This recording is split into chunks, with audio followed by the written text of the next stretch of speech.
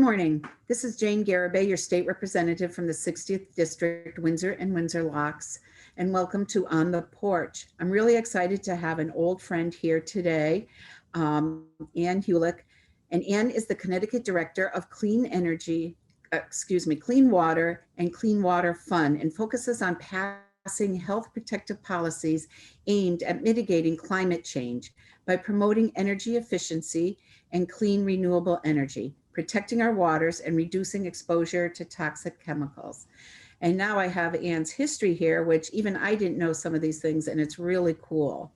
Anne started her career as a critical care nurse and then as a nursing director.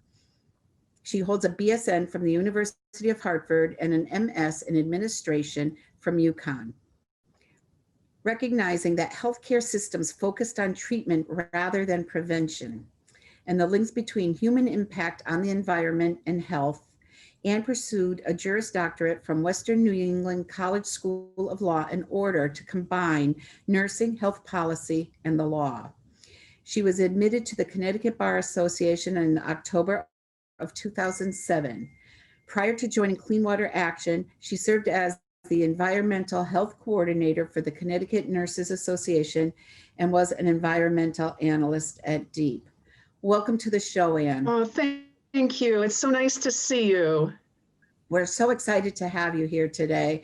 And what I love, because I think we're hearing more and more, instead of covering up things after they happen in health, why don't we try to prevent as much as, take care of ourselves beforehand, to do, and a lot is our environment. That's so right. So tell me about, Clean Water Action and what you do in your organization. Well, we, you kind of highlighted it in the introduction. We focus kind of on three broad program areas: protecting our water and not just cleanup, but also preventing pollution in general. And that means, as you said, promoting cleaner types of fuels, renewable energy, energy efficiency, mitigating climate change, because all of those things affect the quality of our water and our air and health. And so we work a lot at the state and federal level on those issues, and work with people like yourself who really understand these links, and to try to pass more health protective policies here in Connecticut. And we also work a lot on, as you said, reducing toxic chemicals in products, because those products get into, not only expose us to harmful impacts of those chemicals, but they get into our environment on disposal. And so more and more research over the last 30 years really, and this is something I was not taught in nursing school. We're now recognizing the links between those chemicals in so many of the products that we use every day in our homes, in our workplaces, in our industries, that cause harmful pollution and have lasting impacts. And you saw some of that, you experienced that in Windsor, my hometown, when we had that terrible, tragic spill of the firefighting foam into the river. And so I do, kind of those three buckets of work, and spend a lot of time educating people, healthcare professionals, policymakers, folks at the agencies about this intersectionality of these issues. And, frankly, I'm really grateful for people like yourself, Jane, in our General Assembly that are so readily willing to work with us as advocates and partner together to make sure we're leading on some of these efforts. Right. Well, the work you do is so important because, as you know, legislators have a lot of different issues coming before them. Yeah. And we look to you as, as experts to help us wade through it. And we reconnected with the PFAS in Windsor. And it is just so true. It's like your health. Try to prevent it before it happens. And you know what? Couldn't we live in a world where we didn't have to clean up our oceans by just not, it seems simple, but it's complicated because that's the way it is. That's The right. PFAS spill in Windsor, could have been avoided. It really could have been avoided. And there were so many parties involved, et cetera. And what I learned from that, and then I was with a class teaching them how does something become a law. And we were talking about PFAS, and I said to them, and there's 98 kids listening, and I said, did you know that Reebok, Nike, and Adidas use PFAS in the soles of sneakers? Well, they're all taken off because they think now, they're taking off their sneakers. No, I said, but imagine that you change sneakers at least once a year. Yeah. Where does those sneakers, and it is the forever chemical that just never goes away. You're right. And it's just common sense. And for our river, we have people that fish there actually for food, and they catch enough to freeze so that they have throughout the winter. People's dogs go in there, people swim in there. So it was, I think Windsor, even though PFAS, we've been fighting it for a while, Windsor brought that to the national attention. Oh, absolutely. Without question. And you were there at every meeting, every step of the way, advocating, and we still have a lot of work to do. We do, but honestly, I do, again, want to thank you for your leadership because you were right there with me. You and other members of the delegation from Windsor and Windsor Locks, certainly, and Senator Blumenthal, but you were right there on the forefront of every one of those meetings, really talking and listening to the residents because they were rightfully scared.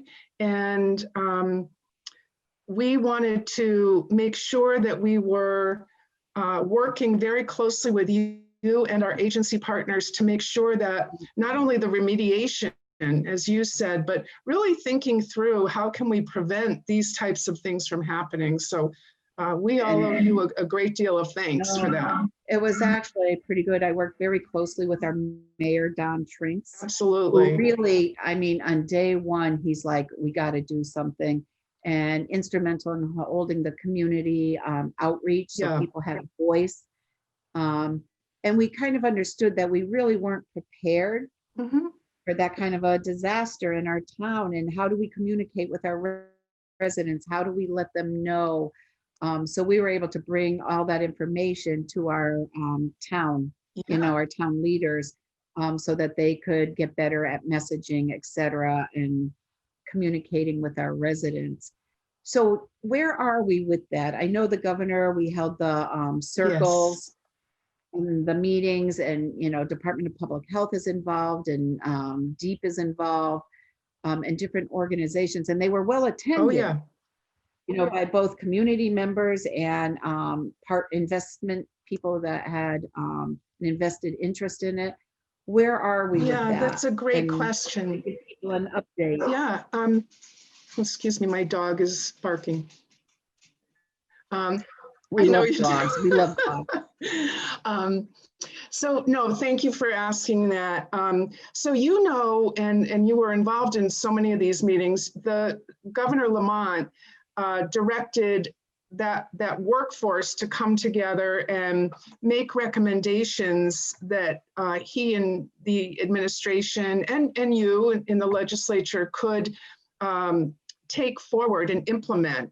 And that document, I have to say, was very robust. It was comprehensive, which I was pleased because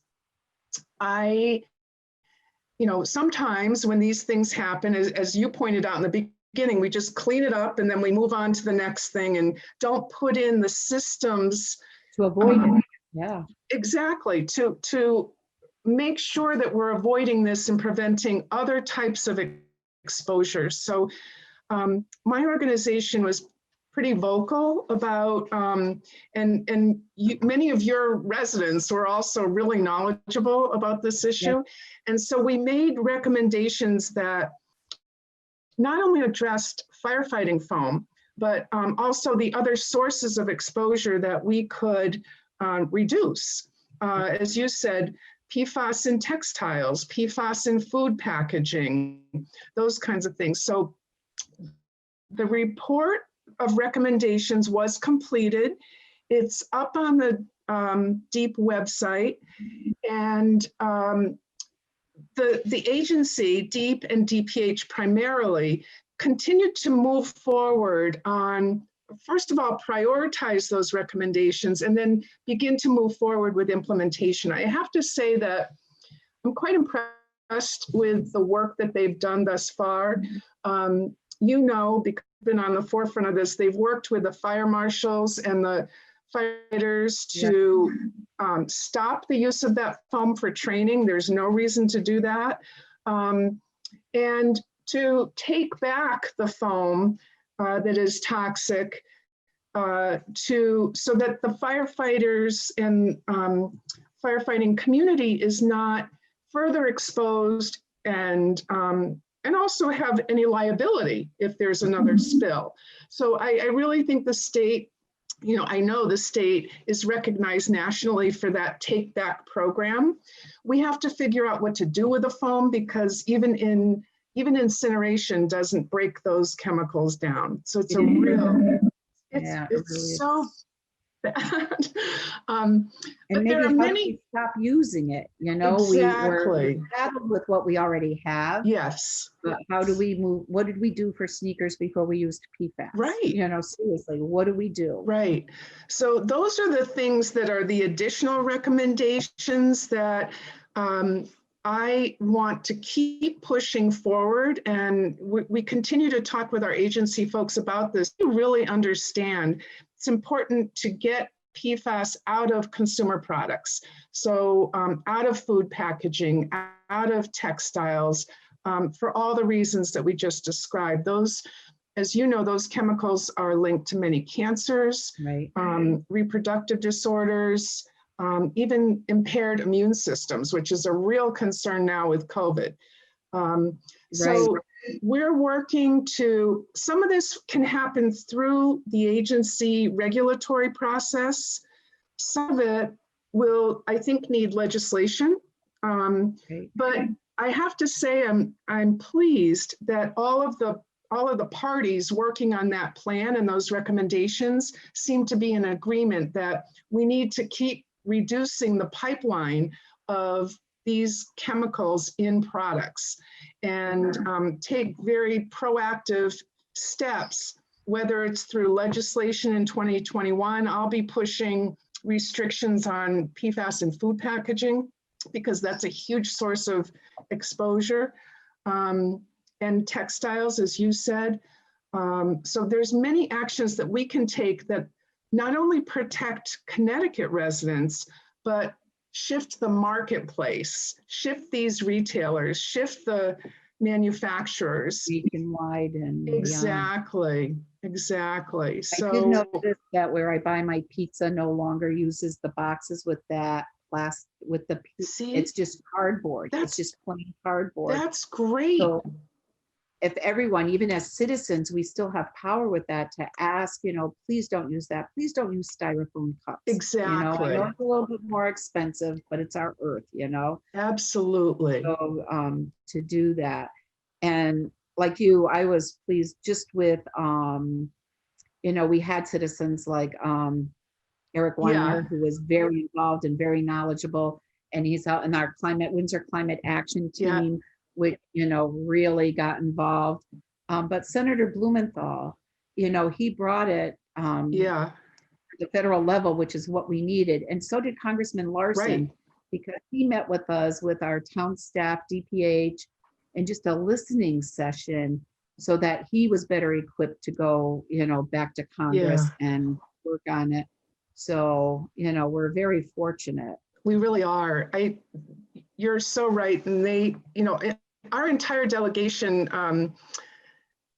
does really well on these types of issues. And we're fortunate to have this level of leadership and support from the town to the state to the federal level. And I think because of that leadership, of which you are a part, we are recognized as one of the states that is leading on this issue.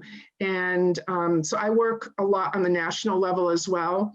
And my colleagues are, of course, they were saddened about what happened in Windsor, but I think galvanized that Connecticut was really taking some very proactive steps to move forward. So that then helps other states do the same. So, well, I just gotta keep that going, yeah, you know? yeah, And you know what? The young kids, because I've been in the schools in Windsor and Windsor Locks, and they're very they're interested in environmental issues and what Yeah. affects them. So for us, a little bit older, sometimes change is hard, but we can teach our children Yes. to be different. And I would love to have climate in our schools. Me too. That is, some people, so it's kind of controversial. I don't really understand why.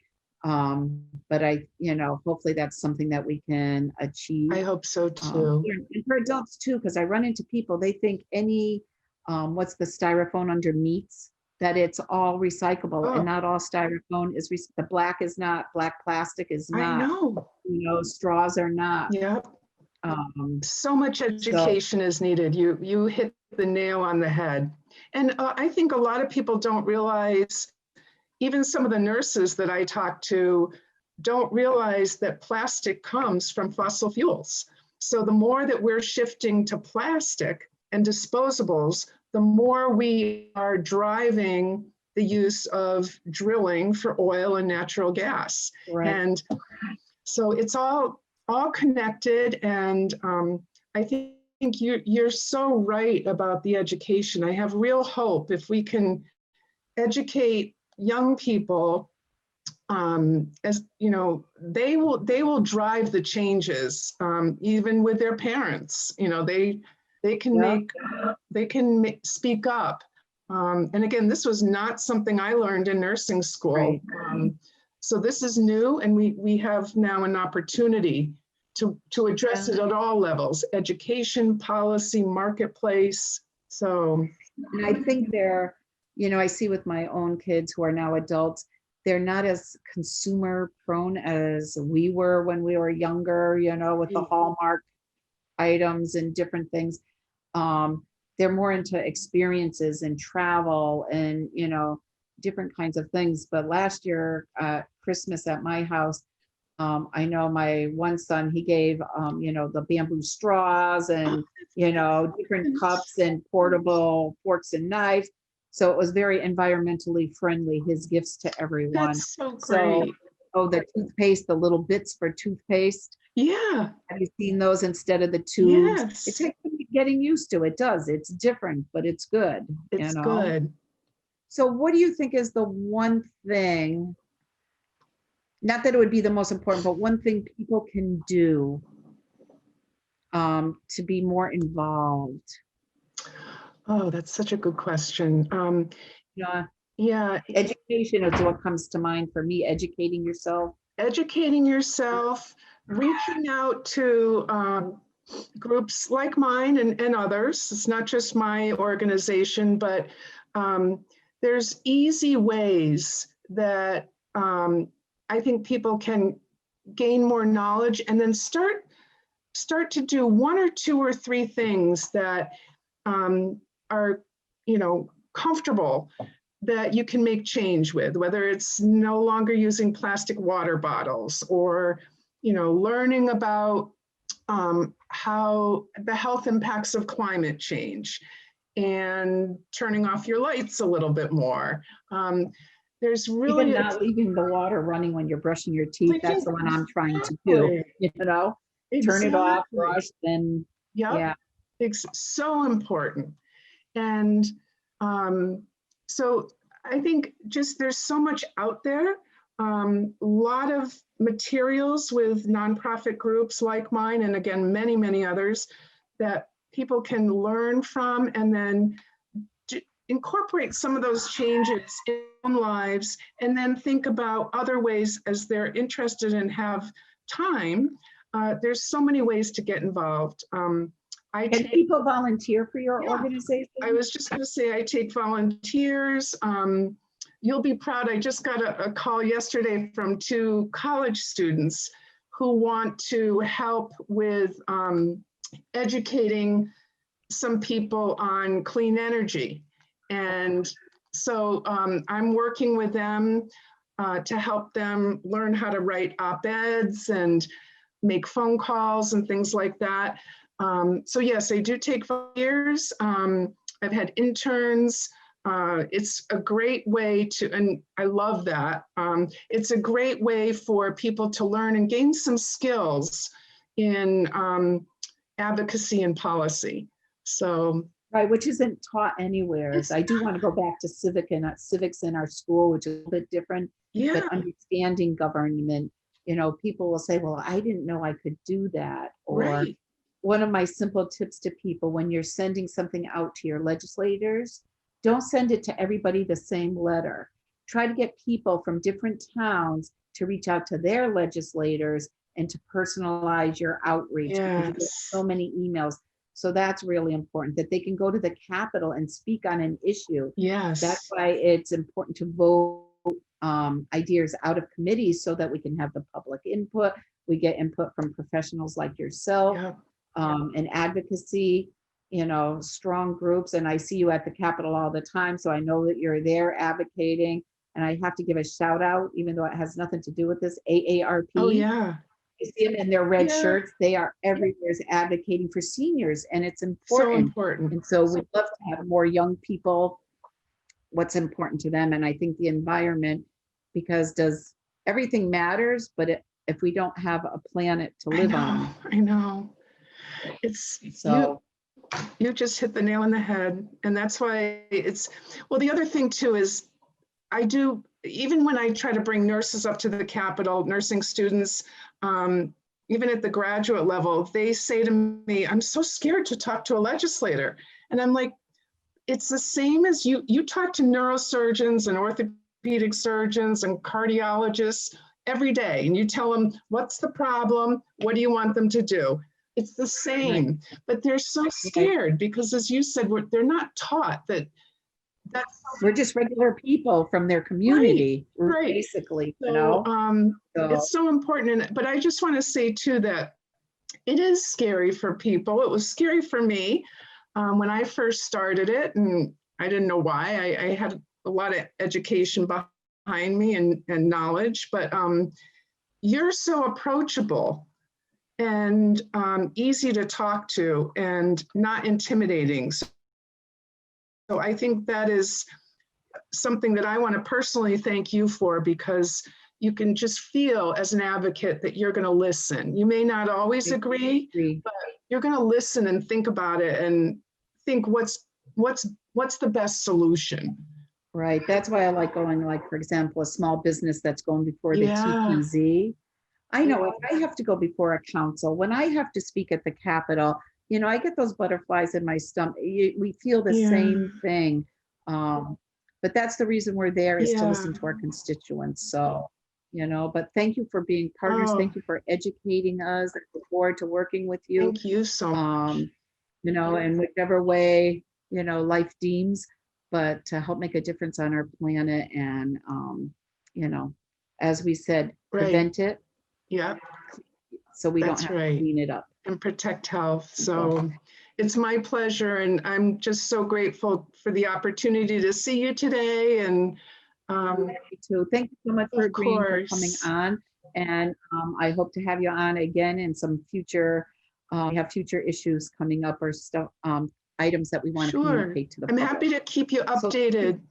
Happy to keep you updated on the PFAS plan. And I know you're on top of it anyway, but happy to. I love that. Thank you so much. I really appreciate it. And I can't wait till the day that we can see each other again when COVID's behind us. Stay safe. So, you too. Stay safe. Thank you. Thank you so much. Bye-bye. So thank you everyone for joining us on the porch and meeting Anne.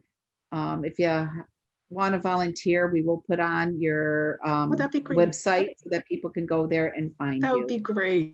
Thank you everyone, and enjoy the day. Thank you.